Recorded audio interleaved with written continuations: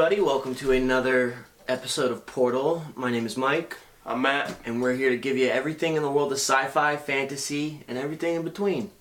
Alright, so keeping in line with that, our first topic is going to be the Juul, the new Juul flavored pod, classic menthol. Except wait, no, that would be fucking whack. Because who gives a shit if you smoke a Juul? You saw somebody doing this the other day, right? A YouTube video on a Juul review? Yeah, there's kids all the time that are like, hey, I'm here to review the Juul. I'm in my mom's car. I smoke the Juul. Yeah, use it, don't use it, smoke cigarettes, don't. I don't care. No one gives a shit. You're whack if you do that.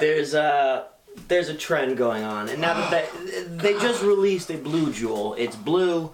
Blue! It's fucking blue! And it's blue. It's the same thing. It's really good. You know, if you've been watching, you know that I hit my Juul from time to time while we are filming. Yeah, it's stupid. It's just the wackest thing I've ever seen. I used to smoke cigarettes, so I'm trying to stop, but kids just... It's just been bothering me the whole time. In between these two episodes, the fact that you told me people are doing this, it's like, god damn, man. Well, because the whole thing is, I'm in my car, I'm underage, and I smoke a Juul. Yeah. That's the only thing I'm getting from this video. Yeah, I'm in high school, and it's sweet. You're not telling me the benefits of it versus cigarettes. You're just telling me that, you use a Juul. You use a Juul. So that's cool. Are you gonna pick yours up? No. You know what? No. I want to make my point. I want to make it really strike home. Anyways, Merry Christmas. This is going to be coming out afterwards. Hope you guys had a nice Christmas. Alright, so first topic is going to be Star Wars The Last Jedi. Now, before we get into this, I want to preface this by saying there will be spoilers. If you are like one of the two people that hasn't seen the movie, you should go do that. It's a good heads up. We are going to ruin the movie. Alright. I thought that this movie was a different voice on Star Wars. We've never seen, you know, a lot of the stuff that was shown in this movie. I love the way that the Force is used. Now, between Rey and Luke, I thought that, between Rey and Kylo, I thought that was pretty cool. good. That was pretty good because, you know, the only two Force-sensitive Jedi, or, you know, whatever you want to call them, they're in contact with each other. You later find out that Snoke did that. Yeah, because they wanted you to think like Luke did it, and he was being all like sage-like and mysterious.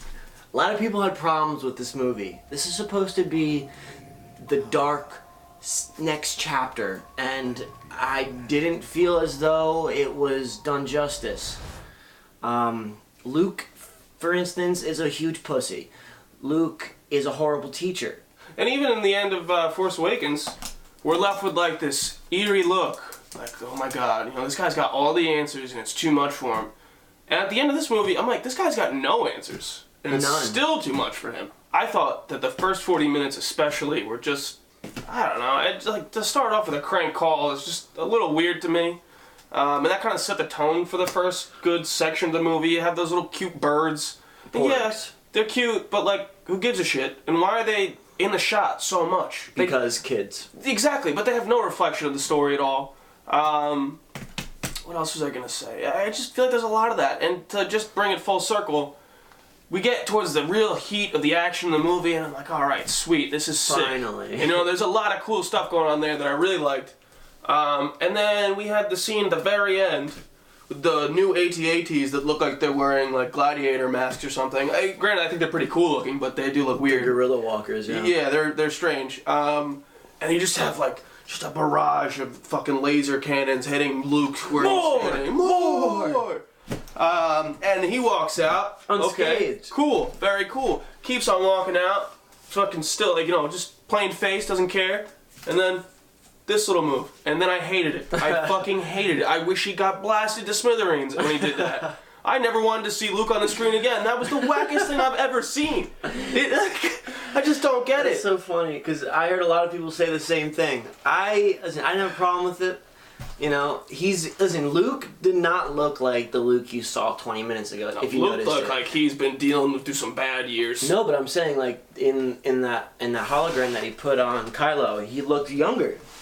But was that a hologram or was that a Force ghost? I don't know how you would call it. I I feel like it was a Force ghost. It's not him, basically. Not him. He's, you know, on some rocks, just like busting a nut. He's like, ugh. Yeah. And that's how we're assumed to believe how he dies, is because all that strength just basically killed him to do that. Yeah.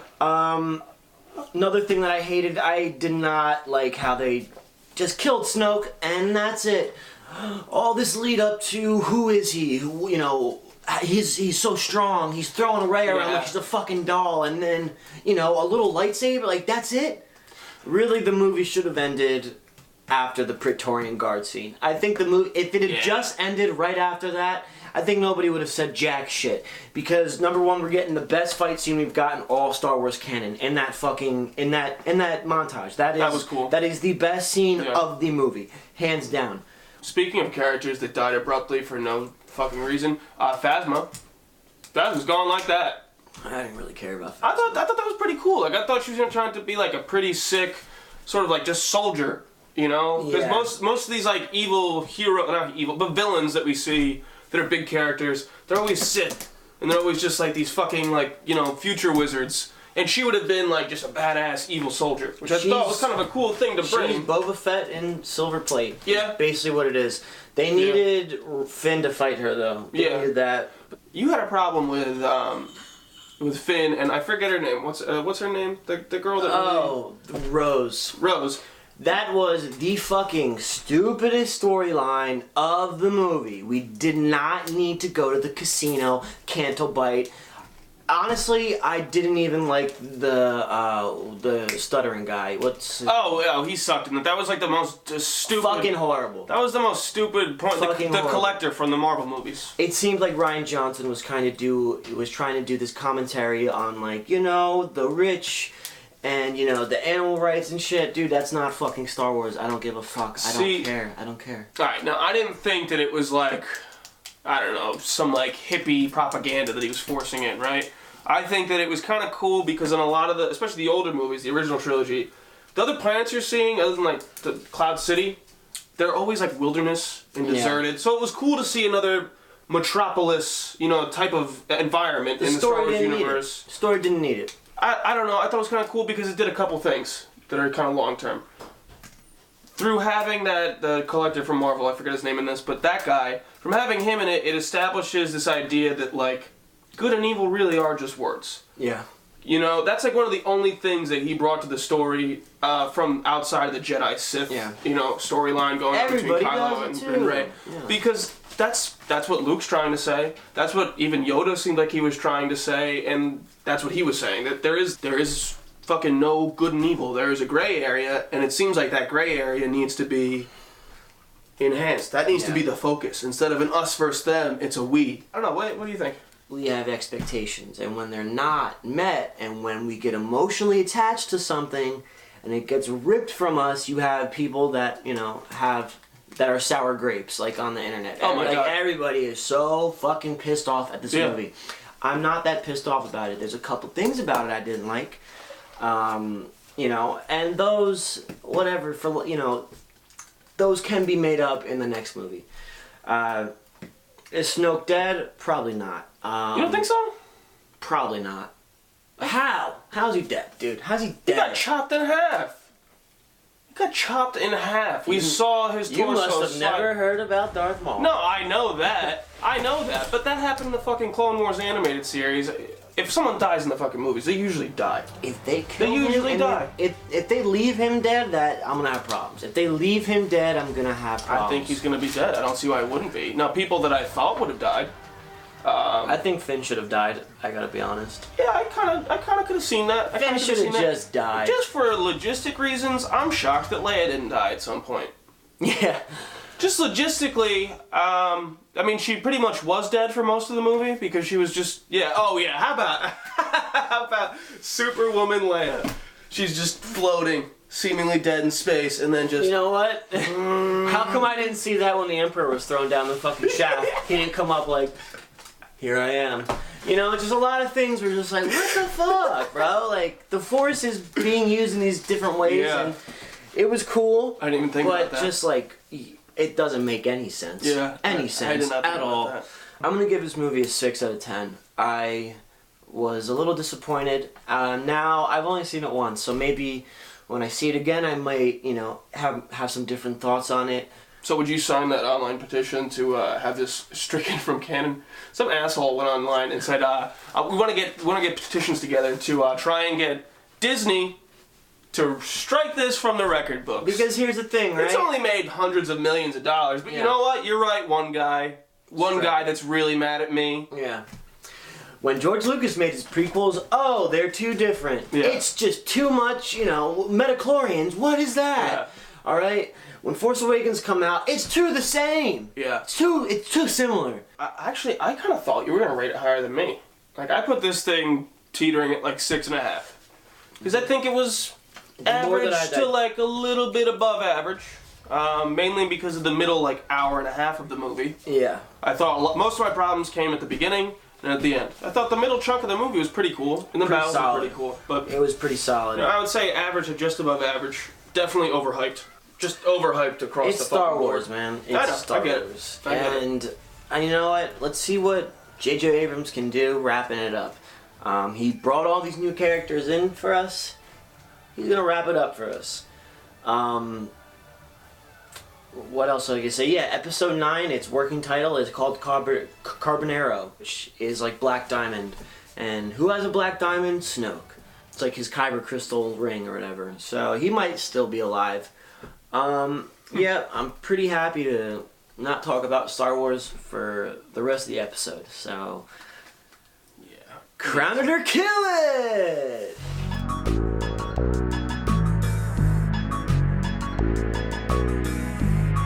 Okay, so I lied. I got my Juul. It can only last so long.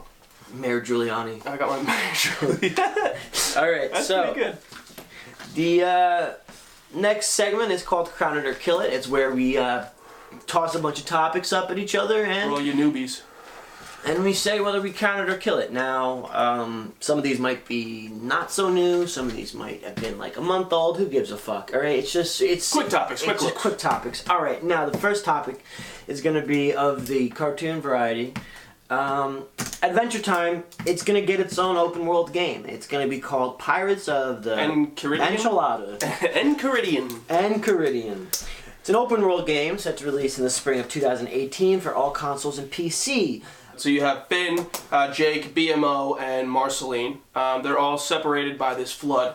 Now, all 4 of those characters are playable, so I'm assuming like all of the many hipstery fanboys and girls of this animated series that I never really got into. I don't even... We'll love that idea. But it's an open world game. Basically, your main goal is to reunite all 4 of them and to figure out what caused this flood and to fight back against it. So it features tactical combat with this open world exploration, a lot of RPG elements. I think it's pretty cool, even though I'm not really even into the cartoon. I just feel like there's too many times where it seems like these people want to force games on us that are just like, hey, look at this thing you know. Yeah. Scooby-Doo the game. Yeah. Like, no one cares. I know you're gonna love it. So I think this is cool that they're doing something different with TV, cartoon, movie kind of stuff. So I'm gonna crown it for that reason. I'll crown it too, just because, it's a nice thing. I don't really have any gripes about it. I know Tyler, the creator, made this pretty popular and cool to like, because he's a weirdo. Because he's a weirdo. Because he's a weirdo, and it's cool to be weird. Here at Portal, we know. Here at Portal, it's cool to be weird. All right, next topic. Disney buys Fox Marvel properties. It also gives Disney control of FX, Nat Geo, plus 300 international channels, 22 regional sport networks, 30% of Hulu, as well as control of some satellite groups. Yeah, this basically gives them so much more content that now they have free range over. And it also allows them to have a billion more avenues to just get it into your eyes and ears. Yeah. So this is pretty crazy. Now, before seeing Star Wars, I really thought, crown it. Crown it, crown it, crown it. Disney is awesome. Disney is killing it. I'm a little bit more weary about it. I think I'm still going to crown it just because... I'm going to crown it, of course. Generally, Disney is doing pretty cool things. Like, everything they've done with Marvel, I've liked. It just makes me a little concerned. But they do have a lot more control. They have a lot more property. Yeah. And a lot more ways to distribute it. Which is fine, which is cool. They got the money, let them do it. They haven't fucked us completely so far, Sure, The Last Jedi was a hiccup. I wish I could just give it a tiara. That's kind of how I feel. Yeah, like, exactly. I don't want to give it a full crown. A tiara. Don't give them as much credit as they deserve. Yeah. Just be like, hey, good on you. It's cool. Alright, Deadpool 2 is to stay R-rated. Thank you. Yeah. Thank you. Good. Good. Why not? Yeah. Why not? You are doing something by having this movie be strictly R-rated. You are separating it from all the other superhero genres by being, it's the dirty, really violent. Yeah, the explicit superhero movie, which is cool. It's got an edge. People are gonna want to see it. I thought the first Deadpool was great. Loved it. It's cool because even the CEO of Disney, Bob Iger, yeah, he said that he sees no problem with keeping it R-rated. So it's not like this is just coming from thin air. This opinion, it seems pretty solid. Because it's not like so popular. Yeah, it's okay because But his second part of the comment was, we think we can kind of create a sort of R-rated Marvel brand off of Deadpool, which I think that's what I'm talking about, dude. Yeah. More movies like Logan.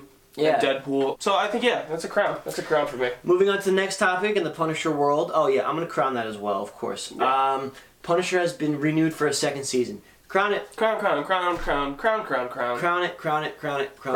it. As you know, if you've been watching us, we are huge Punisher fans. Yeah. They really did a fantastic job. And we knew this was going to happen. I am excited for it. Jigsaw's about to get some shit. Jigsaw's about to get some shit. Oh, him and his pretty face. What's the next topic?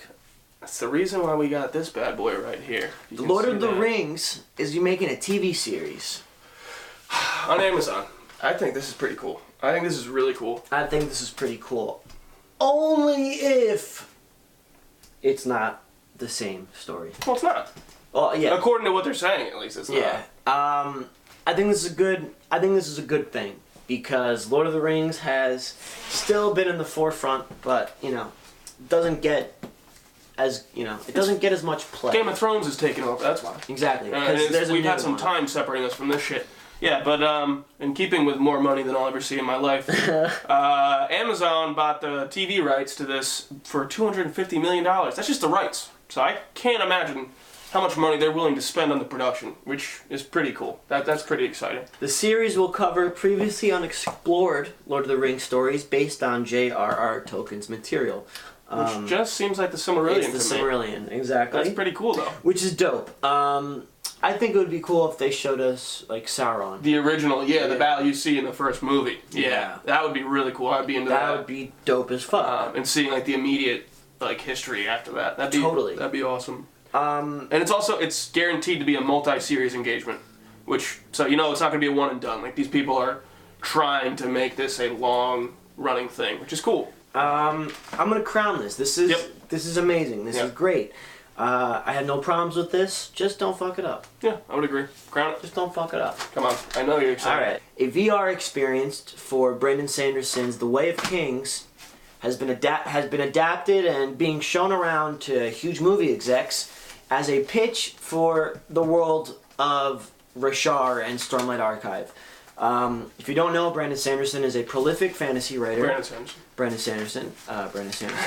He's a prolific fantasy writer, and Stormlight Archive will at some point be the next Game of Thrones.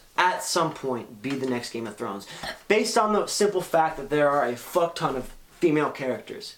Female characters that people would just lose their shit over, because in this world, only women know how to read. That's it. The men just fight and kill, and the women, they read and they're scholars. So that sounds like the real world. Sounds like America would eat that shit up. That sounds like the real world. What are you talking about? Sounds like the real world. But yeah, so apparently Brandon Sanderson said this is going to be the little, I think it's an 18-minute, something like that. It's like 20 minutes or less. VR project that's being used to pitch is going to be made publicly available in February of 2018. So if you have VR goggles and you like Brandon Sanderson, I'd get your hands on it. I'm going to crown this. Yeah, I'm going to crown it too. And the main reason why, because I haven't read it and I'm nowhere near as involved as you are with it, is I think it's just, on its face, it's a cool way to start pitching movies. Yeah. Give him a show, dude. Give him a fucking show. I think it'd be beautiful. I think it'd be awesome. Brandon Sanderson. I'm going to crown it. I'm going to crown it. Alright, so we're talking about PUBG, the game that took the internet by storm. PC gamers are creaming in their pants over it. This thing is, it's making waves. But it came out for Xbox One very recently, only because PS doesn't allow early access games that aren't fully developed yet. And there's a reason for that, but we'll get into that later. So on the Xbox, you can buy a $30 download code. I don't really see a point for buying it in store because after I did, I was told that it's a download code, so you can't return it. But this is it's an only early access game. But I mean, all early access games that I've ever seen basically allow you to get the full thing when it comes out. Yes. You know, you're paying in early for a reason. Not only are you allowed to play, but they're going to use that money to further develop this game. Yeah. And why would they fuck over the people who buy in quick? Tell me how special I am. Exactly. So, you've heard us talk about Fortnite before if you've been listening. This is what made Fortnite want to be Fortnite. Yeah. Right? This is the realistic version of Fortnite. Now, there's no base building, and it's far from cartoonish. There's bullet penetration, like you could shoot a hole in a door and try to breach it by throwing a grenade in, so there's like better tactical combat. Yeah. And it's still a 100-player deathmatch, basically, and you could do that solo, duo, or as a 4-man squad. One of the things that I did like more than Fortnite, whereas in Fortnite, you had to use real money to buy game currency to customize your character. This allows you to collect game currency by simply playing the game. Which is good. Which they better, because I'm paying for it. Yeah. Like, Fortnite was free, so okay, I get it, you want to make some money to develop the game. I can understand that. But if they were going to make me pay and then pay to get, like, a shirt for my character, I'd be pissed off. So I was happy about that. But I guess you're probably going to be a little bit more harsh. I'll let you start with the things that weren't very likable. Yeah. Alright. Things that I don't like about this game. I don't like having to pick up shit in this game. I think picking up things in this game is I think it's cancer. I think it's fucking horrible. I think it's horrible. Give me the option to pick up all the shit and then, I'll weed through. I'm sitting there trying to get the gun and I'm just like, I'm pressing X. I'm pressing X and it's not doing what I'm doing. It doesn't want to do what I'm doing. Maybe I'm being a brat about this. Maybe I'm being unreasonable. I fucking hate the mechanics of this game. I fucking hate this game. I hate it. I hate when I'm playing and I get booted out. Yeah. I fucking hate this game. I understand that people, are playing this game, people are losing their shit about it. I hate it. Oh my god. I think Fortnite is a way better game than this game, and it's its predecessor. I'm going to come at it from a less harsh angle. Yeah. I absolutely get hating being booted out, and it happens way too often. Way too often. My basic quick version of what I think about this game is when it's lagging, when I'm getting booted out, and when the controls aren't working for me, I fucking hate this game. Yeah. This game is a 1. You're just this game is a 1 there, because it's so frustrating. But when the game works smoothly, and you're starting to understand the control scheme, which is definitely complicated, and we have a graphic showing you the actual control scheme, it's obvious this thing was ported from a PC. Because there's little nuances like to pick up something you tap X, but to reload something you hold X. You wouldn't know that off the fly, and there's no sort of tutorial to get you into it. You're just thrown the fuck right into it. So when this game works well, I think it's awesome. I don't think it's perfect, but it is an early access game. I think that if you can, first of all, if you have a good internet connection, it's worth a shot. Because if you don't, just don't even fucking bother yet. Yeah. You're gonna get annoyed. You're gonna hate it. You're gonna think you just wasted 30 How bucks. do you get to enjoy this game if you can't even go through a full fucking round? Yeah. But I do think it's pretty cool, and I do see what it could be on the console. But there are, like we said, there are problems. The game starts out a lot like Fortnite. When you jump in, instead of being in a floating bus with hovercraft shit on it, you're in just a regular old airplane. Yeah. Back opens up, you can jump out and parachute to whatever you want. Yeah. From the point that the game starts until about, on average for me, 2 minutes after I get on the ground, which is, a 6-7 minute span, this game is running at like 6 frames per second. Yeah. It looks like it's being played on PS1. Yeah, exactly. So if you can't get past that, which, I have a hard time getting past that at times too, I'll be honest, don't do it yet. Yeah. Again, just wait. Just wait, because they're going to fix it. We hope. And another reason to wait, there are some good things coming out about this. We're gonna there? We're gonna have 2 more maps coming out. One is supposedly like right there. It'll be coming out any day now. And instead of having this massive map, which is still cool, don't get me wrong, it's gonna be a more compact map focused on close quarters combat, which is cool. I think is pretty sweet. Have basically a map that's entirely a city. I don't know. I mean, you have any other opinions about this? I know that you feel pretty shitty I don't. about this. And listen, I am kind of biased on this game. I don't know. I'm not huge into what the game lacks. it doesn't bring me joy to play this game. It actually brings me frustration. Much frustration, and I don't want to kill my fellow man. That is utter bullshit, because when we're reviewing The Punisher, you're talking about how much you love seeing him kill people. Yeah. That is the most bullshit reason I've ever heard. I'm just trying to be diplomatic here. Yeah, not good for me. PUBG is not good for me. Yeah. So that's gonna wrap it up for the topic 2. You already know what's coming now. Weekly Wormhole.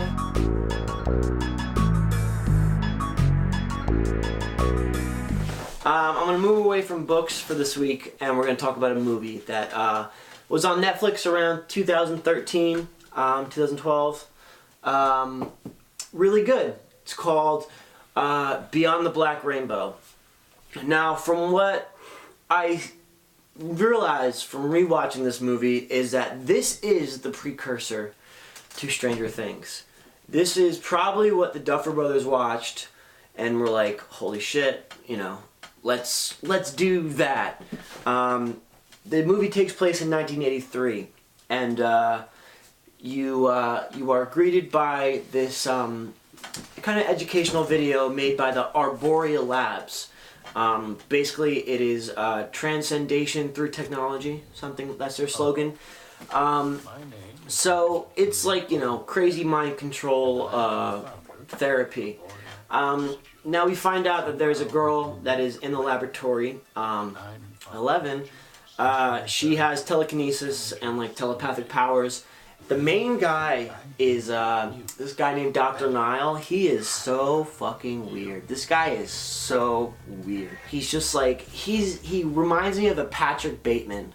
Like a thing trying to be a human. Yeah, it's just like this guy obviously has a thing for this little girl. It's really hard to watch. Is this an American-made movie or is this foreign? Okay.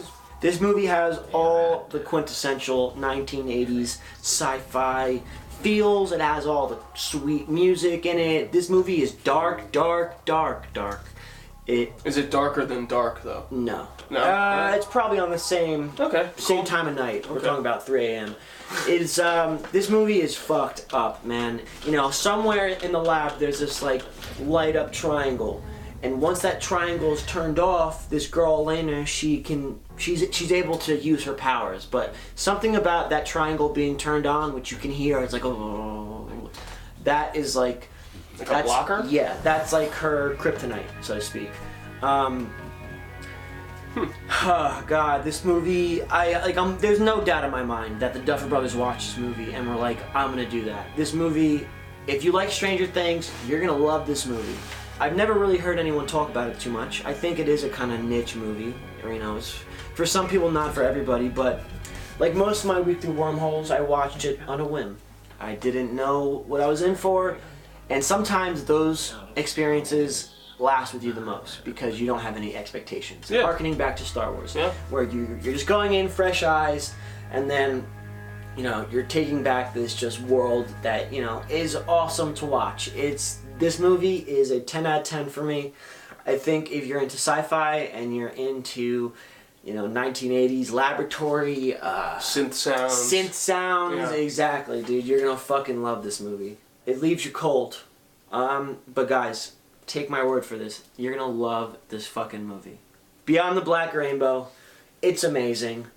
Matt, what's your weekly wormhole? Well, let's pause a second, because I feel like you're starting to make on a whim your weekly wormhole trademark. It's been like every single time. You don't do anything in the past that wasn't on a whim. Everything that comes is on a whim. 5 years or before is simply just on a whim. But it's true, dude. I found Postmortal on a whim, and then I fell on a whim into Beyond the Black Rainbow. Now I was at Barnes & Nobles, and I picked up Will on a whim. Just on a whim. On a whim. But I'm telling you, I am 100% genuine when I say that. Okay. 100%. Okay. Cool. So I'm also going to kind of try and throw a curveball at what has been my typical weekly wormhole, going through comics. Last week I did a movie. I'm going to throw it to a board game. Now, this is a pretty popular board game, so I feel like, some of our viewers are going to be like, oh, come on. It's not a wormhole. Yeah, but it is, though, because it's been around for fucking ever, and there's plenty of people who still haven't seen it. So if you have seen it, just shut up. I don't care. Just shut up. I don't care.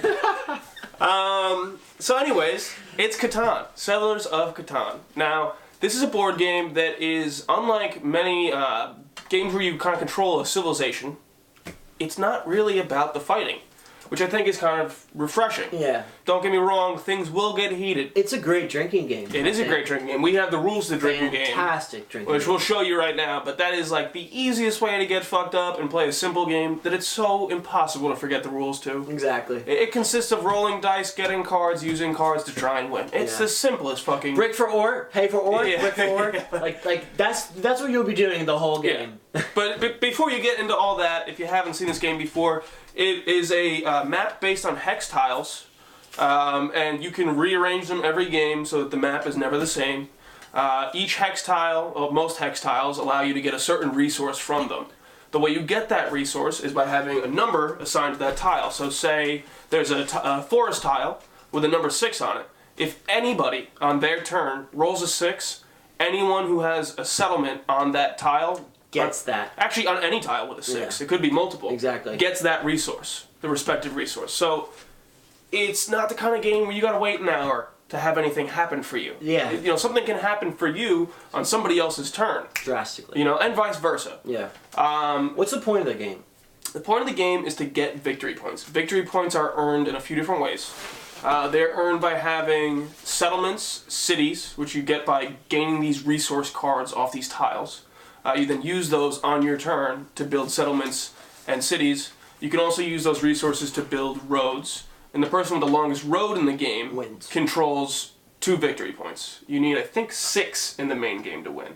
But if somebody else, before the game ends, gets more roads, they can steal it from you. Yeah, which is just the worst. Devastating. That's like the worst feeling Devastating. ever. Yeah. But it's cool because it allows these like late game shifts. Like you can make a 3 victory point play by building 1 settlement, building 1 road, and all of a sudden you just swipe that card from the person who's in the lead. So a lot of things can happen very fast. Exactly. Yeah, so like we said, the building and gathering victory points is a big part of it, but there's also trading, which we touched upon kind of loosely. And you can trade whenever it's your turn. And you can trade however you like. Like you could literally be like, I'll give you 1 piece of wood because I know you really want it. You got to give me 3 of that resource. Exactly. You could bully people into getting the resources you need, or you could just play it smart. You could play against people. And then the last part is sort of stealing, which we also loosely touched on. Yes. Which can happen in 2 ways. That's the point of the soldier cards, which you can buy with your resources, and that's the point of rolling a 7. Basically just pillaging. Yes. Rolling a 7 uses the robber, which is a little gray pin. You can put that on someone's tile, and as soon as you do that, it enables you to steal from them. You can just say, alright, put your cards out, boom, that's mine now. People will get pissed off when you do that. I'm going to give you a heads up right now. If you're watching and you're like, oh, I want to play that game. If you rob someone, they will hold the hardest grudge against you. For the rest of the game, they will hate your guts. It's like a Magic the Gathering grudge. Yeah. We play Magic all the time. Yeah. I never lose and feel good. I never lose and feel good. Okay. I always lose. But yeah, this is a great game. It's like, it's the best game for friends. Like, if you guys have a long history together, you guys have been friends for a while, you will fight and you will have fun. And those are the 2 promises. What's cool about it, because a lot of board games, once you get past like Monopoly and all that shit, they're hard to pick up. They take a long time to learn. This takes about a half hour to really get the core concepts. Really, if that. And it's still enjoyable. I've had it for like a year. Super fun, man. Hans Gruber. Yeah. Is his name. Hans Gruber. Hans Gruber. No. Klaus something. You're talking about Hans Gruber. That's a villain, isn't it? Isn't that a villain from Die Hard? I think so. You're thinking of Klaus something. I forget his name. Klaus Catan. Yeah, Klaus Catan. And there's also expansions. If you really like the game, you can get expansions to make the map bigger, to involve more players. But I believe the expansions are like crazy money. They're as much as the original game, which is a little bit off-putting, but it's a shit ton of fun. It makes sense, man. This game, it's timeless. Yeah, it is. Timeless. I would check it out if you got some boring weekends ahead of you or something like that. So, Beyond the Black Rainbow, good movie. Settlers of Catan. Great game. Yeah.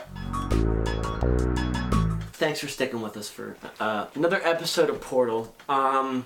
Now, before we leave, you guys, we want to, Matt, touch upon the Pop Toys. It's finally happening. I can't hold on to them any longer. Hooray! The only way we can do this is, listen, we're going to put our email for the podcast at the bottom of the screen right now. Right now. It's right there. I can look at it. I'm seeing it right now. Type it in. So what you do is, you go ahead, you email us, hey man, just saw the episode, looking to enter my name for the contest to get this Pop toy. The first one we're going to give away, because Star Wars did just come out, Kylo Ren. Philo Ken. Yeah, we're going to have Philo Ken. So go ahead. If you're not the first person, don't be dismayed. You will immediately be entered into the raffle for the second one. So this is how it's going to go, just to make it nice and clear. We really don't, I mean, we have 2 now, but we're going to get more. Yes, it's going to continue. But for now, the first person to shoot that email to me, or Tice, is going to get Kylo Ren. Everybody else will automatically be entered into the next running, which is for Tulip from the Preacher series. Now, I'll also give the opportunity for people to join in for Tulip again at the end of the following episode. So stay tuned if you're interested to get that one as well. But please, reach out to us. We're looking to give these away. For free! For free, by the way. For free! All you gotta do is just use your little fingers.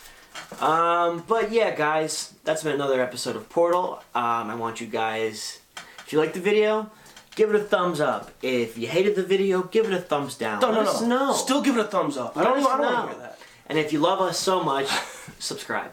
We're going to be doing videos every 2 weeks. Now, for the most part, it's kind of just been these videos, but we are looking to expand our media. We are trying to just do, you know, maybe just some reaction videos, maybe a little bit of, we're just going to focus on this thing, because we throw a lot of shit at you in this. Yeah. So we might want to water it down a little bit, but And as always, this isn't the only place where you can get the podcast. It does exist on iTunes and on Audio Boom. If you want to listen to us, those links will be made available. So if you want to listen to us on the go, follow us on iTunes, Portal Podcast. If you want to watch us from home and see the pictures and video content that we provide along with us, stay tuned on YouTube. Guys, have a great year. Have a good New Year. And Merry Christmas! Merry Christmas.